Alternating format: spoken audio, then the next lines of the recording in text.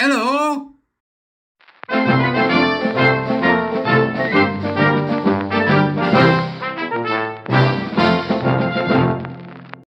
Beep, beep, beep, beep, beep, beep. Welcome to the court of the Edijester. I'm back again. Well, what have we got for you today? Over the last couple of days, it's been unfolding that our rather incompetent government, I don't know what the hell is going to happen with this, but it's just beyond ridiculous, has now asked, or I should say returned, the guidance in regards to all things trans that came from the EHRC, Baroness Faulkner there at the Equalities. I forget what they're called. Equalities and Human Rights Commission, is that what they're now calling themselves? I'm afraid that what we are stuck with is a never-ending circular boondoggle. That what we've got is a situation whereby the laws that enabled all this, which is essentially the Equality Act and the Gender Recognition Act 2004, that have caused all of the problems that we've got, be it with trans or race or whatever it may be. They're designed to divide. That's the whole point. They put you into special groups. That this is another and ongoing method of keeping the praxis going.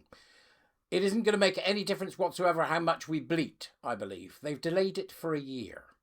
Can you believe that? Up to a year, they reckon now. There was a Times article about it. I'll find the Times article, put the link downstairs for you. All right? But what they're saying is effectively they want the EHRC to go back to do a full assessment, EDI, DEI assessment. What's it going to take? What's it going to take before we realise the EDI, DEI, the Equality Act, Gender Recognition Act and all the bullshit that came with it, along with the 2012 law about embedding goals and social responsibilities into organisations, is what's causing the problem. You can't get out of this because you are stuck in a never-ending political circle. It won't end. Women are going to have to end up taking these bloody people to court every damn time, by the look of it.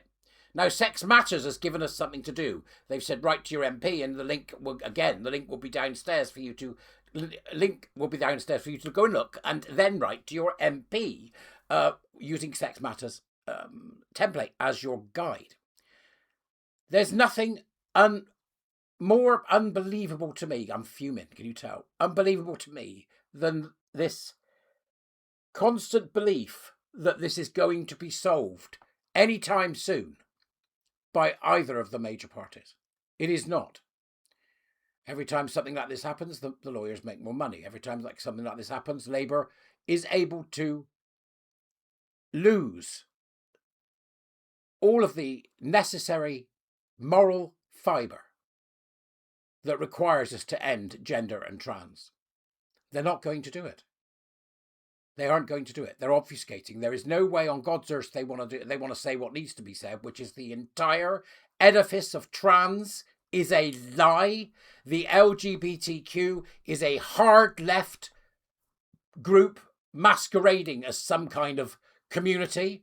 That there is no way that you can experiment on children without it being wrong.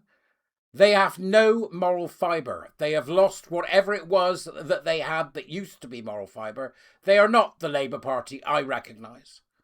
And just as difficult for me as they are not the Tory Party are not a Tory Party I recognise. In fact, the political classes are not a political class that I recognise. It's absolutely astonishing to me that we are still doing this. Because it goes back to the EHRC so that employers can find out what they should do with the gusset fumblers and wispy-bearded women. That's what it's about. Stop it. Male and female. End this. End it.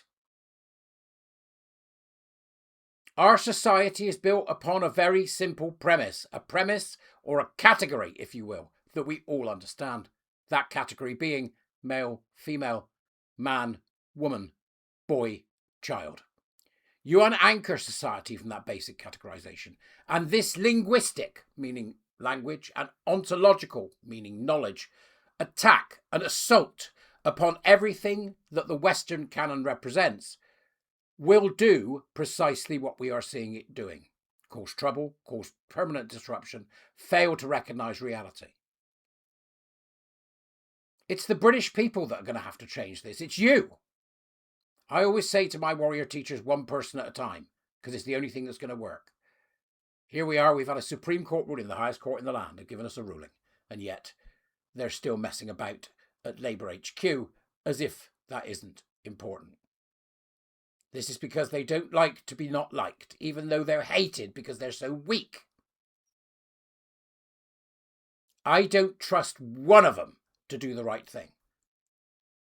One of them, Wes Streeting, is the health secretary. He could stop the puberty nonsense tomorrow. He could stop the experimentation on children tomorrow.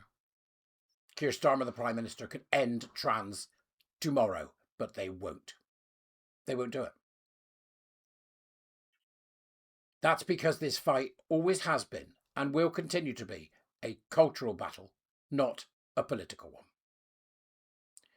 As the left of the GC movement seems to me to be streaming headlong into even more lunacy than anybody else, I'm in despair about where we're going. Do we not recognise that the reaffirmation of our basic categorisation, and that we need to be talking about this as individuals with others, is the only thing that's going to solve this? You want to play batty political games, feel free. But the abject acceptance that this can go on is now beyond my understanding. I don't care what the EHRC has to say. This must end. Trans, LGBTQ, critical race theory, all the stuff that we're seeing raise its ugly head over the past few days are a cult. Treat it as such and deal with it. I know it's difficult because it's the first one we've had, which is virtually erupted rather than being geographically located, but the whole damn thing is a cult. Call it what it is. It's a hard left, neoliberal, queer, trans and anti-racist cult. And yet we're still fanning about, worrying which bathroom people go in. Reaffirm reality, change the laws, and let's get back to business as usual, because right now we're a laughingstock across the entire Western world. I'll see you later. Ta-da.